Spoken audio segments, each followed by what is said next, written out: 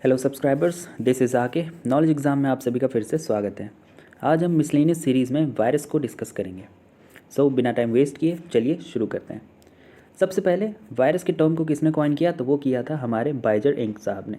ठीक है, अब कुछ हिस्टोरिकल पर्सपेक्टिव देखते हैं वायरस से रिलेटेड। कुछ इंपॉर्टेंट पर्सनैलिटीज़ हमारे सामने आएंगे और उनसे रिलेटेड हम लोग वर्क को जानेंगे। वायरस के ऊपर उन्होंने जो जो काम किया वो देखेंगे। ठीक है, सबसे पहले है इवानोस्की साहब। तो इन्होंने क्या किया, इन्होंने बताया कि वायरसेस क्या होते हैं, ये बैक्टीरिया के कंपैरिजन में छोटे होते हैं। अब ये बात इन्होंने प्रूफ कैसे की, तो इन्होंने क्या किया, वायरसेस को लिया और उनको बैक्टीरियल प्रूफ फिल्टर से गुजारा। ठीक, अब क्या हुआ, वायरसेस इस फिल्टर से पास हो गए, दूसरी साइड चले गए। ठीक है, तो इस चीज़ से ये बात प्रूफ हो गई कि वायरसेस क्या होते हैं, बैक्टीरिया से छोटे होते हैं। अब भाई कॉन्सेप्ट क्या है इसमें ओवरऑल, कि इस फिल्टर से बैक्टीरिया पास नहीं होते थे। ठीक, तो कॉमन सेंस, अगर वायरसेस बड़ा होता तो वो भी पास नहीं होता। ठीक है, लेकिन अल्टीमेटली जब उनको गुजारा गया तो वो पास करके दूसरी साइड पहुंच गए। तो इस बात कॉमन सेंस है कि प्रूफ हो गई कि वायरसेस क्या हैं, छोटे हैं, किससे, बैक्टीरिया से। साथ ही साथ हमको ये बात ध्यान रखनी है कि डिस्कवरी का क्रेडिट भी किसको जाता है, इवानोस्की साहब को जाता है। ठीक, अगर ये क्वेश्चन आ जाए कि वायरसेस को डिस्कवर किसने किया था, तो वो किया था इवानोस्की साहब ने। अब नेक्स्ट पर्सनैलिटी को देखते हैं, डैट इज़ बाइजरिंक। एक बार फिर से हमारे सामने आए हैं। इन्होंने कुछ स्पेसिफिक टर्मिनोलॉजीज यूज़ की वायरसेस के लिए। इन्होंने उनको कहा कॉन्टैगियम वाइबम फ्लूइडम। इसका सिंपल सा मतलब है लिविंग इन्फेक्शियस फ्लूइड। बस इतनी सी बात याद रखनी है, इन्होंने क्या कहा था।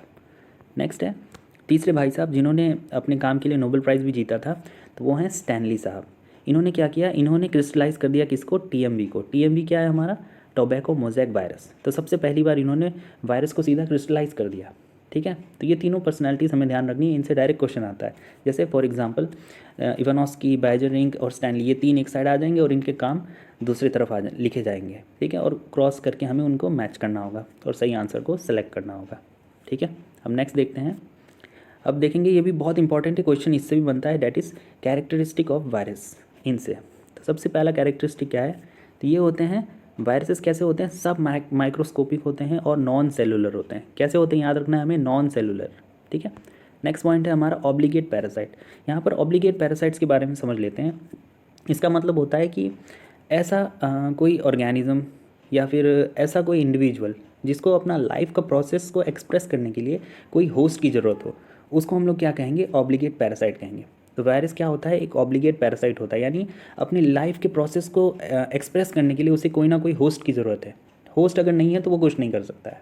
ठीक है, नेक्स्ट पॉइंट है हमारा, ये बहुत बार इस पॉइंट से क्वेश्चन बना है कि वायरस के अंदर या तो आरएनए होगा या तो डीएनए होगा, दोनों एक साथ कभी नहीं होंगे। ठीक है, बहुत बार क्वेश्चन इससे बना है डायरेक्ट लाइन से ही कि वायरसेस में क्या डीएनए आरएनए होता है, आरएनए डीएनए दोनों होता है, या फिर सिर्फ आरएनए होता है, या फिर सिर्फ डीएनए होता है। ऐसे करके क्वेश्चंस बनते हैं। तो हमें याद रखना है वायरस के अंदर या तो एक टाइम में सिर्फ आरएनए होगा या तो सिर्फ डीएनए होगा, दोनों एक साथ कभी नहीं होंगे। नेक्स्ट पॉइंट है हमारा कि इट कंटेन्स न्यूक्लिक एसिड।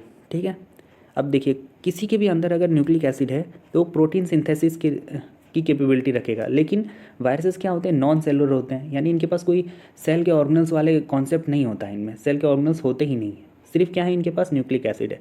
अब ये प्रोटीन सिंथेसिस कैसे करेंगे, फिर होस्ट की मदद से।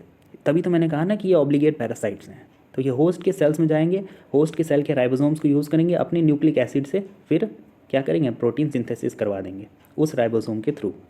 ठीक है, तो ये कुछ इंपॉर्टेंट कॉन्सेप्ट्स थे, इनसे क्वेश्चंस बहुत सारे बनते हैं, नोट करना बहुत ज़रूरी है। नेक्स्ट कॉन्सेप्ट है, अब देखेंगे कुछ एग्जांपल्स, दैट इज़ टीएमवी। अब टीएमवी के बारे में कुछ देखेंगे डिटेल में, क्या क्या बातें हैं इनसे रिलेटेड। तो सबसे पहली बात, टीएमवी को डिस्कवर किसने किया, इसका क्रेडिट जाता है हमारे इवानोस्की साहब को फिर से। और नेक्स्ट पॉइंट है इसमें कि टीएमवी क्या होते हैं, इनमें सिंगल स्ट्रैंडेड आरएनए होता है। याद रखना है हमें, सिंगल स्ट्रैंडेड आरएनए होता है किसमें, हमारे टीएमवी में। नेक्स्ट पॉइंट है हमारा, इनका स्ट्रक्चर कैसा होता है, तो इनमें हेलिकल सिमेट्री पाई जाती है। ठीक है, हेलिकल सिमेट्री पाई जाती है हमारे टोबैको मोज़ेक वायरस में। नेक्स्ट है हमारा बैक्टीरियोफेज वायरस।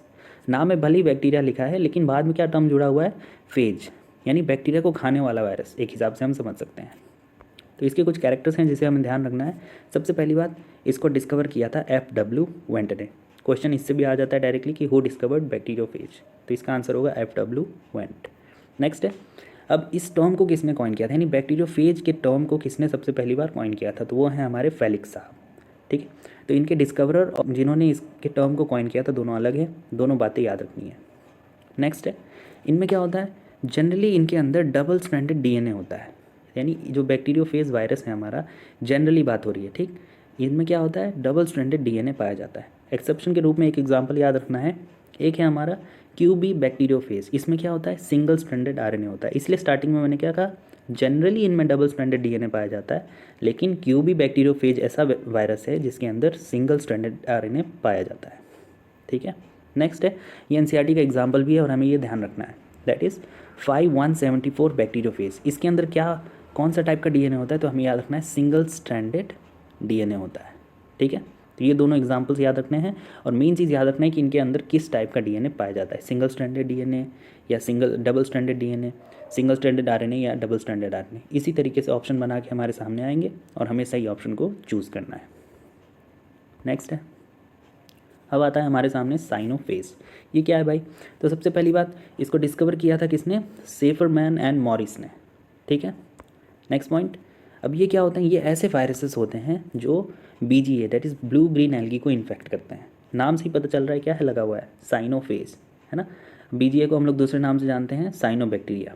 तो साइनो मतलब हो गया साइनोबैक्टीरिया और फेज मतलब उसको खाने वाला, ठीक है। तो ये वायरसेस क्या होते हैं, जो ब्लू ग्रीन एल्गी को इन्फेक्ट करते हैं। नेक्स्ट है, इनमें क्या होता है, इनमें डबल स्ट्रैंडेड डीएनए पाया जाता है। साइनोफेजेस के अंदर डबल स्ट्रैंडेड डीएनए होता है। नेक्स्ट है हमारा मायोफेजेस। अब मायो से भी रिलेटेड टर्म है, बहुत लोगों को समझ में आ गया वो क्या है। तो सबसे पहली बात, मायो क्या होता है, ये टर्म है फंजाई से रिलेटेड। ये ऐसे वायरसेस होते हैं जो किसको इन्फेक्ट करते हैं, फंजाई को, ठीक है। अब इनमें डीएनए कैसा होता है, सॉरी इनमें आरएनए कैसा होता है, डबल स्ट्रैंडेड आरएनए पाया जाता है, ध्यान रखना है हमें।